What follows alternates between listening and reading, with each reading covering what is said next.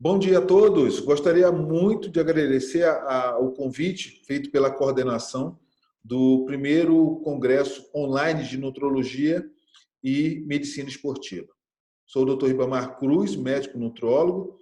Atuo hoje na cidade de Goiânia, mas sou paraense, nascido em Belém do Pará, formado em 95 pelo UFPA e há 15 anos atuando exclusivamente na área da nutrologia médica. Gostaria de começar esta aula refletindo sobre o conceito, ou seja, sobre a definição de obesidade. A obesidade hoje é considerada uma doença crônica. Eu lembro no meu tempo de obesidade, já fui um paciente obeso, e isso me trouxe até essa área. E naquela época, estou falando aí de 30 anos atrás, a obesidade, o conceito não era de doença. Por muitas vezes, o obeso era julgado como uma pessoa que não tinha vontade própria, não tinha energia e disposição para realizar aquilo que deveria ser feito. E hoje, com o avanço da ciência, com o avanço dos estudos, nós sabemos que a obesidade é uma doença e, como tal, tem que ser tratada. E ela pode ser definida como um acúmulo do tecido gorduroso localizado ou generalizado, provocado por um desequilíbrio nutricional associado ou não a distúrbios genéticos ou endócrino metabólicos.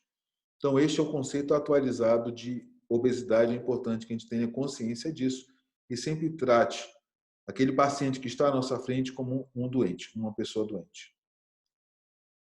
Esta pergunta aqui é: será que estamos perdendo essa guerra? Por que eu faço essa pergunta para vocês? Hoje, com todo o conhecimento que nós temos, hoje aí a nível de internet, mídias sociais, nós temos médicos, nutricionistas, blogueiros, influenciadores, todos falando e ensinando como se pode eliminar peso. Mesmo assim, os números da obesidade no mundo não param de crescer. Então, essa pergunta era para uma reflexão. Estamos perdendo a guerra contra a obesidade? Eu estou inclinado a dizer sim, porque realmente os números estão assustadores. Antes pensávamos muito a nível dos Estados Unidos, mas o próprio Brasil hoje já passa de 50% da população no sobrepeso e obesidade. Então, são números realmente muito grandes. Estamos falando aí de uma população de 200 milhões de habitantes. Então, realmente é um número assustador. E por mais que o conhecimento chegue, por mais que pessoas falem sobre a forma como emagrecer, oriente até de forma correta, a gente não consegue controlar esse avanço da obesidade no mundo. Aqui eu falo de 3 pilares que eu trabalho muito no consultório. Essa aula eu sempre entrego uma parte mais prática do meu dia a dia. Eu não trago só trabalhos científicos, mas eu gosto muito de falar da minha experiência de 15 anos dentro do consultório. Também falar da experiência de um ex-obeso, uma pessoa que perdeu aí 30 quilos no decorrer desses 15 anos aí, que tem experiência para falar sobre o assunto. Não só da parte do paciente, como da parte do profissional que trata, do médico. A nutroterapia hoje é um dos pilares para que você tenha um resultado muito positivo a nível de emagrecimento dos teus pacientes, associado ao exercício físico. Mais à frente eu vou mostrar uns slides mostrando qual o impacto do exercício no resultado de um emagrecimento. E não podemos deixar de observar as emoções desse paciente, ou seja, o aspecto psicológico desse paciente. Hoje, no meu consultório, eu trabalho com os 3 pilares. A minha esposa é psicóloga e ela acaba me ajudando muito em controle de ansiedade, em diagnosticar uma depressão. E essas alterações psicológicas elas estão diretamente relacionadas também ao ganho de peso. Então, se você pretende ter sucesso no seu tratamento, essa é a minha parte do meu dia a dia, você tem que prestar atenção nesses 3 pilares: nutroterapia, exercício, cognição e emoção, ou seja, o aspecto psicológico do teu paciente. O que consiste a nutroterapia? Primeiro, avaliar com os teus pacientes todas as tentativas anteriores, ou poderíamos dizer, os fracassos anteriores. Porque se ele chegou até você, é porque ele já teve tentativas e não obteve sucesso. Além disso, sempre trabalhar com recordatório alimentar. É muito comum no consultório o paciente chegar e comentar: doutor, eu como pouco, eu não sei por que eu engordo. Se este mesmo paciente tivesse preenchido um recordatório alimentar, ele iria, com certeza, identificar onde estaria ali o problema, o que ele comeu a mais. Que às vezes ele come até sem perceber, realmente come sem perceber. Então, o recordatório alimentar é um instrumento maravilhoso e de alto impacto quando o paciente se propõe a preencher e a responder para nós o que ele comeu no dia a dia, mesmo que seja uma simples balinha. Uma outra observação que você tem que ter na nutroterapia, se esse paciente ele tem compulsão alimentar, se ele tem transtornos psicológicos que podem levar este paciente a uma compulsão e, claro, consequentemente, ao aumento de peso. Precisamos também de uma avaliação metabólica. O que seria uma avaliação metabólica? Exames de sangue, exames de imagem. Eu sempre gosto muito de pedir ultrassom de abdômen total para os meus pacientes. Por quê? Porque se esse paciente precisar entrar em uma dieta mais restrita, que são as very low diet, que eu vou falar mais à frente, você precisa ter certeza que a parte hepática dele está funcionando adequadamente, pois sabemos que a vesícula ela pode ser impactada com cálculos biliares numa dieta mais restritiva levada por muito tempo. Terapêutica, que aí entra nos fármacos, né? Aqui entra os análogos de GLP-1, hoje amplamente utilizados pelos médicos que trabalham com obesidade. Hoje, inclusive, chamo o meu carro-chefe, né? Eu chamo de padrão ouro do meu atendimento, sempre entra um análogo GLP-1, claro, desde que não tenha contraindicações. E outras medicações. Nós temos aí o Orlistat, né, também. Nós temos os probióticos também, que são importantes no tratamento de um protocolo de obesidade. E o follow-up, que nada mais é do que o acompanhamento desse paciente. O acompanhamento desse paciente, nós vamos ver um trabalho aqui que eu vou apresentar para vocês, da importância do acompanhamento na manutenção do peso desse paciente. Então, a nutroterapia se resume nesse passo a passo aqui. Avaliação de tentativas anteriores, avaliação de recordatório alimentar desse paciente, diagnosticar se esse paciente tem compulsão ou alterações psicológicas, fazer a avaliação metabólica através dos exames de sangue, exame de imagem, prescrever uma terapêutica que seja eficiente para esse paciente, que ele consiga seguir, e o acompanhamento. Bem, aqui eu queria deixar um pouco como eu faço, né? E nós sabemos que a obesidade começa no supermercado.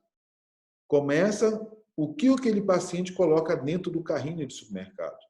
Então, eu deixei aqui uma imagem mostrando um carrinho lotado de alimentos processados, tá? E aqui ao lado uma imagem de frutas, onde seria o ideal, ou seja, comida de verdade, e não alimentos processados. Então, hoje a gente orienta muito o paciente com relação a isso, a como ele deve se alimentar, como ele deve fazer a lista de compra deles, para que eles consigam realmente ter um resultado bem significante no controle do peso. Bem, este trabalho aqui é muito interessante, que eu trago para vocês. É um trabalho de evidência, né, das dietas para baixo peso. Então, esse trabalho, o que é que ele fez? Ele pegou vários protocolos de dieta, a Atkins, a cetogênica, a dieta da zona, a Ornish, a dieta paleo, a dieta mediterrânea, e comparou como são feitos a distribuição dos macronutrientes. Então, na Atkins, na cetogênica, nós temos aí um teor de proteína mediano, em torno de 30%, 40%.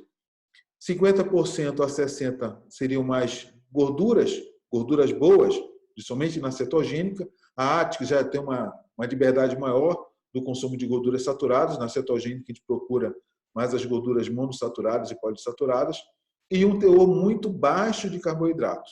Essa é a característica dessas duas dietas. A dieta da zona já pretende fazer um reequilíbrio entre os três macronutrientes. A ONS, ela já aumenta o consumo de carboidrato. A paleo também é equilibrado, se aproximando aí da dieta da zona.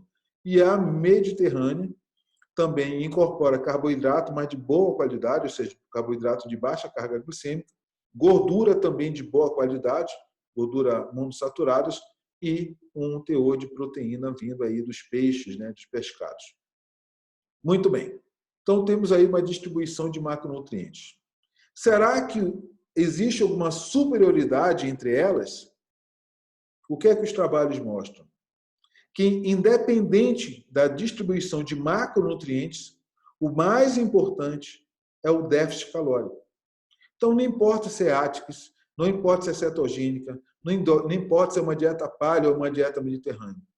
O sucesso do protocolo ele vem em cima do déficit calórico. Se você praticar um protocolo cetogênico e não se preocupar com o déficit calórico, você vai ter um fracasso nesse protocolo. Você vai ter um insucesso nesse protocolo. Então, esse trabalho mostra que não interessa a distribuição dos macronutrientes, mas sim o déficit calórico. E ele chegou aqui a algumas conclusões. Conclusões do trabalho. As várias dietas populares para a perda de peso não são apoiadas por evidências científicas. Segunda conclusão, até o momento, nenhuma dieta de perda de peso idealmente eficaz existe para todos os indivíduos. O que ele quer dizer com isso? Que as dietas elas têm que ser personalizadas. Ou seja, você tem que abordar o seu paciente, entender como é o processo dele do dia a dia, de que forma ele vive, e a partir daí propor um protocolo de dieta para ele. Terceira resultado do trabalho. A qualidade dos alimentos é importante em uma dieta para emagrecer com o objetivo de promover a saúde. Ou seja, ele está falando aqui que não é porque é carboidrato que todos os carboidratos estão inclusos aí dentro de uma proposta dietética. Não. Você precisa observar a qualidade dos macronutrientes. Para perder peso, é fundamental adotar uma dieta que gere balanço energético negativo. Ou seja, essa conclusão aqui foi o que eu falei anteriormente. Independente da distribuição dos macronutrientes, para perder peso, você tem que fazer balanço energético negativo. Ou seja, déficit calórico. Ponto final. E a adesão é um importante indicador de sucesso. Por isso, tantos protocolos. Justamente você pode se identificar com qualquer um deles, ou o paciente de vocês pode se identificar com qualquer um deles, e esse seria o mais indicado para aquele determinado paciente. Aqui são diretrizes para as proteínas, né, de que nós devemos consumir de proteínas. Eu coloquei aqui para vocês em torno de 4 anos, 13 anos, de 14 a 18. E é para adultos, para adultos as diretrizes da nutrição falam de 0,9 a 1,2 gramas por quilo de peso para adultos. Gestantes, 1,1 gramas por quilo de peso. Pacientes críticos, né, aqueles pacientes que estão perdendo muita massa muscular, estão internados, que não tem nenhum processo que contraindique a suplementação proteica, 1,5 kg de gramas por quilo de peso. Paciente pós-cirurgia bariátrica, também um aporte maior de proteína. Agora a pergunta que se faz quais desses protocolos é mais interessante para saciedade e controle de peso? E aí, o que é que se chegou à conclusão?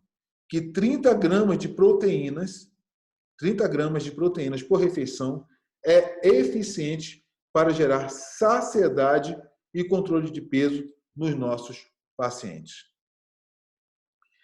Esse trabalho aqui é muito interessante, eu já tinha comentado lá no início da nossa aula. Nesse trabalho aqui você tem, eles pesquisaram qual é o impacto do exercício físico no emagrecimento. O quanto o exercício físico contribui para o processo de emagrecimento. E olha que conclusão. Pegaram aí um grupo de pessoas, umas praticando 26 minutos por semana de exercício, outras 85 minutos por semana de exercício, outras 149, e o outro grupo praticando 287 minutos por semana de exercício físico. E chegaram em qual conclusão? O exercício físico, no início do processo de emagrecimento, ou seja, no processo de emagrecimento inicial, ele contribui apenas com 11,9% do peso final. Então, vamos dar um exemplo aí, seria um 12%. Vamos imaginar que esse paciente ele entrou no processo dietético, um planejamento alimentar, ele também incorporou o exercício físico e eliminou 10 quilos. Desses 10 quilos, 12% daria o quê? 1 quilo mais ou menos daria 10.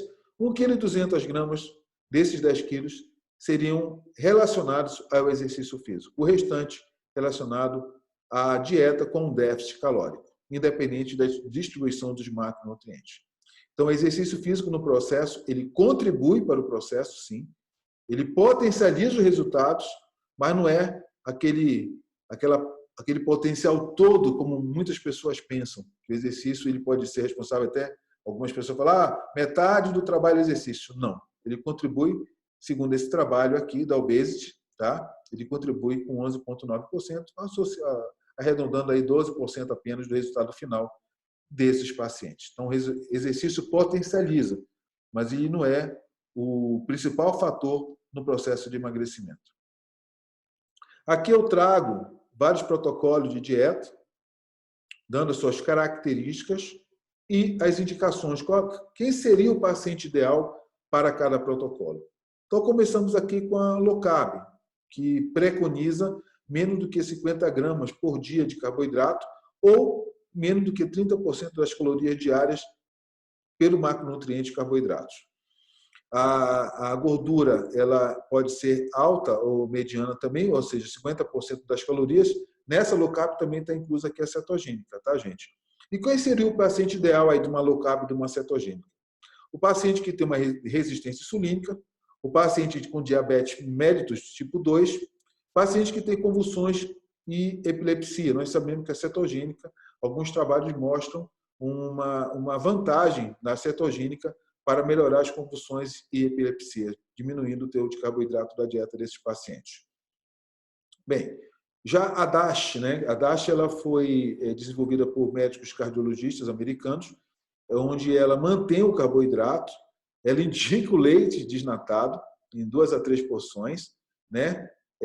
A suplementação de cálcio, magnésio, potássio, o aumento de fibra na dieta, ou seja, suplementação de fibra, e você precisa reduzir doces, carnes vermelhas e sal. E segundo esse protocolo DASH, segundo os trabalhos que foram desenvolvidos através desse protocolo, você consegue ter diminuído. Diminui o risco de infarto agudo de miocárdio, de acidente vascular cerebral e de hipertensão arterial sistêmica. Então, essa dieta, especificamente, ela tem um impacto nesses pacientes que são cardiovasculares aqui. Pacientes cardiovasculares se beneficiam muito com a dieta DASH. A dieta mediterrânea ela não tem uma definição exata, né? Mas nós sabemos que na região do Mediterrâneo eles utilizam muita gordura boa, né? Que é a gordura aí do azeite de oliva. Então, ela é baseada em azeite de oliva, nozes, grãos integrais e peixes gordos, que é característico daquela região do Mediterrâneo. Também, inclusive, ela já foi eleita aí a melhor dieta do mundo, né? Em termos para fim de saúde, e ela diminui também o risco de infarto agudo do miocárdio, de infarto agudo do miocárdio, doença arterial coronariana e acidente vascular cerebral. Então, também é uma dieta indicada para aqueles pacientes cardiopatas ou pacientes com risco cardiovasculares. As dietas veganas, com alto carboidrato, mas baixo teor de gordura, esse carboidrato, principalmente, ele vem dos vegetais, muita fibra, porque os vegetais também, muitos vegetais escolhidos para essa dieta fornecem um teor de fibra muito interessante, não comem nenhuma carne animal, incluindo até o leite, né, os produtos derivados lácteos. Mas esses pacientes aqui, eles precisam de uma suplementação vitamínica, né, B12, ferro, ferritina, acabam sendo comprometidas com essa dieta vegana. Então, nem sempre os vegetais vão trazer aquele suporte proteico que esses pacientes precisam, e eles vão precisar de suplementação de algumas vitaminas e antioxidantes. A dieta de Atkins, né, que já foi muito praticada, mas também muito criticada, e ela também se propõe uma dieta muito próxima da cetogênica, só que ela não fala da gordura boa, ela coloca toda a gordura como uma gordura que fosse interessante, inclusive o excesso de gordura, o consumo de gorduras saturadas. Quem sabe que não é verdade. O ideal é que você tenha um equilíbrio entre os tipos de gordura, e não só basear a tua dieta na saturada. Ela promove a cetose, tá? Então ela é muito parecida com a cetogênica e tem alguns efeitos prováveis a nível de eliminação de peso. Ela está indicada, aí vou ter que tirar aqui o quadradinho, para a perda de peso e obesidade, mas muito cuidado pelo uso excessivo de gordura saturada. Vamos aqui agora o próximo. Very Low Calorie Diet, ou as famosas VLCD. São dietas onde você utiliza menos de que 800 calorias por dia, ou 50% da taxa metabólica basal. São dietas restritivas. São indicadas para aqueles pacientes que têm necessidade urgente de perda de peso em até 12 semanas. Ou seja, não se aconselha uma Very Low Calorie Diet por mais do que 12 semanas. Ok? Então, muito cuidado na prescrição dessa dieta. Eu prescrevo essa dieta no meu consultório, no máximo por 30 dias. Nunca passo de 30 dias e vou acompanhando esse paciente. Quais são os efeitos colaterais dessa dieta? Constipação, o intestino fica mais lento, mais preso. Às vezes as pessoas referem 2, 3 dias sem evacuar. Muita dor de cabeça, principalmente nos primeiros dias, na primeira semana da dieta de restrição calórica. Tontura e fadiga. Lembrando que muitas pessoas acham que a tontura e a fadiga ela vem por conta do baixo teor de carboidrato da dieta. Não é. É pela desidratação, falta de sódio. Então, sempre a gente orienta esses pacientes a consumir água com sal, diluir aí uma colher de sopa de sal rosa do Himalaia em 2 litros de água e beber ao longo do dia. Você afasta esse efeito colateral de tontura e fadiga. Queda de cabelo, porque é uma dieta muito restritiva, falta nutrientes ali para o corpo e acaba causando queda da ferritina, ferro, B12 e outras substâncias que podem levar à queda de cabelo, outros nutrientes que podem levar à queda de cabelo. Intolerância ao frio. Geralmente, a intolerância ao frio nessa dieta de baixas calorias restritivas são ocasionados pela perda de gordura. Então, o paciente estava mais gordo, ele tinha uma capa de gordura que protegia ele, né? que gerava calor para ele. A partir do momento que ele vai perdendo peso, ele pode começar a ter uma maior sensibilidade ao frio, né? A temperaturas mais baixas. Cálculos biliares, que eu falei lá anteriormente. Por isso que eu peço sempre o ultrassom de abdômen em paciente que quer entrar numa dieta mais restritiva, porque esse paciente ele pode evoluir para cálculos biliares. Então, é muito importante você acompanhar de perto esses pacientes. Muito cuidado com as dietas restritivas em diabéticos. Você tem que acompanhar semanalmente esses pacientes, principalmente a nível de glicose. Como é que está o nível de glicose sérica desse paciente? O importante também nesse tipo de dieta é que você não tenha uma perda de peso superior a 2% por semana. Porque se você está perdendo peso muito rapidamente, superior a 2% por semana do peso corporal, isso sugere que você esteja perdendo massa muscular pela restrição calórica desse paciente. Quais seriam as contraindicações dessa dieta? Gravidez, pancreatite, teve um erro de digitação aqui, eu peço desculpa para vocês. Insuficiência renal, paciente com taxa de filtração glomerular abaixo de 30. Diabetes tipo 1, porque você tem que fazer ajustes ali da insulina desse paciente. Doenças gástricas ativas, abuso de substâncias, bulimia e doentes psiquiátricos, tá? Que estejam em tratamento dentro da psiquiatria. O ideal é que você converse com esse médico que está acompanhando esse paciente para avaliar a indicação dessa dieta mais restritiva. Bem, e retorno de peso após o emagrecimento, hein? O que seria que determina o reganho de peso nos pacientes? Esse trabalho aqui foi uma revisão, uma meta-análise, né, de perda de peso com a prática. Então, por exemplo, aqui em amarelo, você viu que a perda de peso não foi significativa, tá? Somente exercício, ó. Somente exercício, aqui em amarelo, não foi significativa. Aqui, dieta mais exercícios, está em verdinho aqui, ó. Até que ele foi bem superior ao seu exercício quando você faz a dieta, mas também teve um pequeno reganho de peso, ou seja, a perda de peso não foi tão efetiva assim.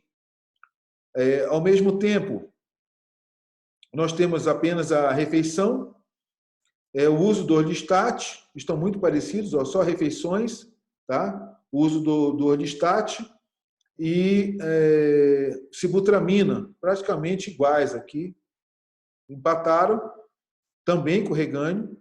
E quem ganhou de todas?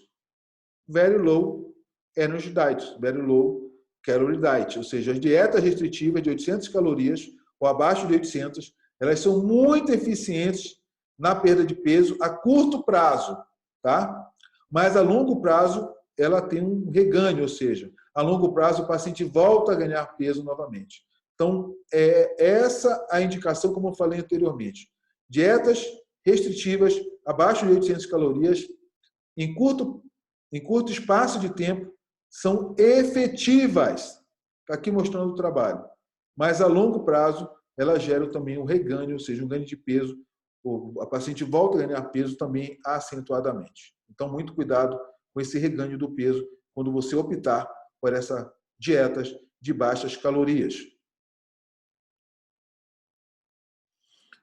E com relação à manutenção do peso, o que seria mais interessante para manter o peso dos nossos pacientes? Então, mais um trabalho aqui para vocês, do New England Journal, onde eles compararam aqui, por exemplo, baixa proteína, low protein, high carboidratos aqui, ou seja, carboidrato de alta carga glicêmica. Então, aqui, ó, o LP, low protein, ou seja, baixa proteína e carboidrato de carga glicêmica alta. Olha aqui. Ganho de peso. Esse aqui é o grupo controle, tá? Não seguiu dieta nenhuma.